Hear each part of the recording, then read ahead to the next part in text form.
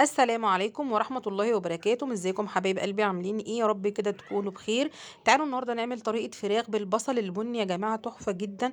وبصوا من غير فرن تحفة جدا. يا ريت بقى نكمل مع بعض كده الفيديو ونشوف مع بعض الطريقة، ونبدأ بسم الله كده ونصلي على الرسول. اول حاجة معانا هنا الفراخ بتاعتنا غسلينها كويس جدا، وحاطين حلة المية على النار، طبعا حاطين فيها بصل وطماطم وورق لوري ومعلقة ملح. مش هحط الفلفل والماجي دلوقتي، وهنحط بقى الفراخ تتسلق في الحلة، ونشوف مع بعض كده هنعمل ايه. ولغاية بقى ما الفراخ بتاعتنا تتسلق، تعالوا نعمل مع بعض. معانا البصلة بتاعت الفراخ اللي احنا هنحطها فيها. معانا هنا بصلتين كده كبار. انا حاطة هنا حتة دهنة يا جماعة حلوة جدا، بتدي طعم وتست عالي جدا، ومعلقة سمنة وملح وفلفل. وهنبدأ نشوح في البصلة لغاية ما تاخد اللون البني دوا. مجرد ما بتبدأ اللون البني الفاتح ده، بننزل بمعلقة سكر ونبدأ نكرملها مع البصلة لغاية ما البصلة تاخد اللون البني الغامق جدا، يعني آخر درجة كده من درجات البصل.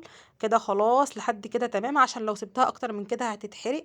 هننزل بقى بكبشتين من الشوربة، وهتنزل معانا هنا الصوص البني بتاع البصلة، وهو ده اللي هيدي لون للفراخ تحفة جدا. الفراخ دي من غير فرن بصوا بقى تحفة. انا طبعا هنا مش مسوية الفراخ سوا كامل، مسوياها 3/4 سوا، لان انا هكمل سواها في البصلة دي ام شوربة. وهنجيب بقى الفراخ بتاعتنا بعد ما اتسلقت مش سوا كامل، وهننزل بيها كده زي ما انتم ما شايفين في الصينية. هنكمل سواها على النار هنا على البوتاجاز.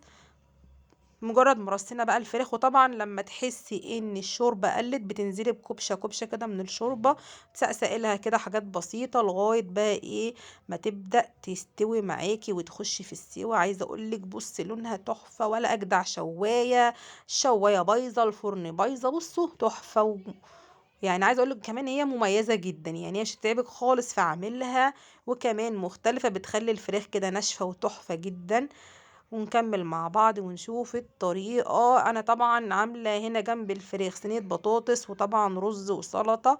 بس انا قلت بقى نكمل نشوف مع بعض طريقة الفراخ دي، لان دي تقريبا دي تاني مرة اعملها، فكنت عاملاها اول مرة مع نفسي فمرضتش انزلها لكم، والمرة التانية قلت اصورها لحبايبي عشان تشوفوا الطريقة، وان شاء الله تعجبكم. ولو الفيديو عجبكم ياريت تشتركوا معايا في القناة، واشوفكم حبايبي في فيديو جديد، والسلام عليكم.